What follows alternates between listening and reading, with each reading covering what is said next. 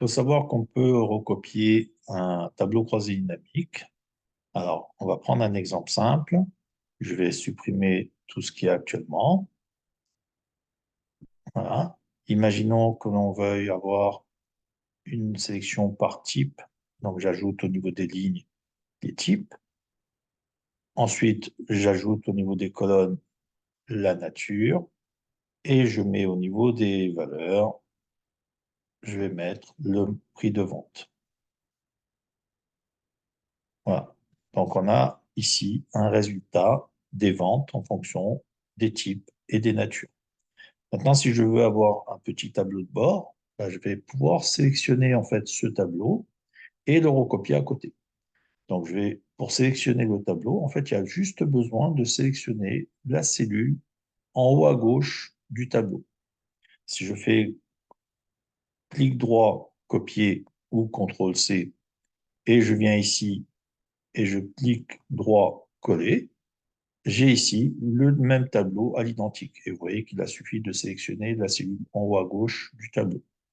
À partir de là, je peux maintenant intervenir sur ce tableau et modifier les données. Donc, par exemple, ici, je vais vouloir les...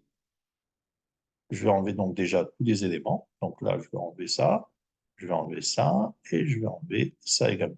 Donc, j'ai un nouveau tableau, tout simplement, et je prends ce que je veux par rapport à cela. Donc, imaginons maintenant que je veuille les secteurs. Donc, je vais ajouter en ligne les secteurs.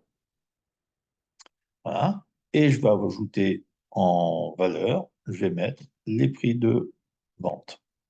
Pardon, pas les dates, les prix de vente. Donc, je supprime ça et je viens chercher les prix de vente. Voilà. Et donc, j'aurai ici un deuxième élément qui correspond à des recherches. Donc, maintenant, si je veux recopier ce tableau à droite, eh bien, je vais sélectionner la cellule qui est là et je vais faire un copier, donc CTRL-C. Je viens ici et je fais CTRL-V. Et donc maintenant, je vais avoir un troisième tableau dans lequel je vais pouvoir mettre également des choses. Et donc, vous avez vu que là, j'ai supprimé enfin, j'ai masqué les éléments de paramètres. Donc, pour les faire apparaître, on a en bas du tableau, vous voyez ici, quand on passe la souris sur cette partie-là, on a modifié. On clique dessus, on retrouve les éléments. OK?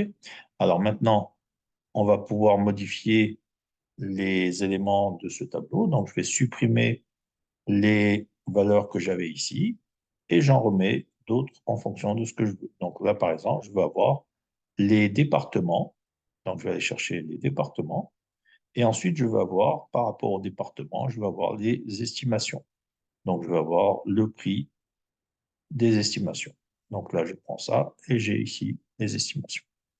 Voilà, et ainsi de suite. Donc, comme ça, on va pouvoir, en fait, avoir, alors après, je peux supprimer, enfin, fermer cette fenêtre, et on peut quand même avoir ici un ensemble de données à partir du même tableau. Et donc, l'objectif, c'est d'obtenir des tableaux les plus petits possibles parce que ça permet d'être beaucoup plus clair et d'avoir des résultats très concis.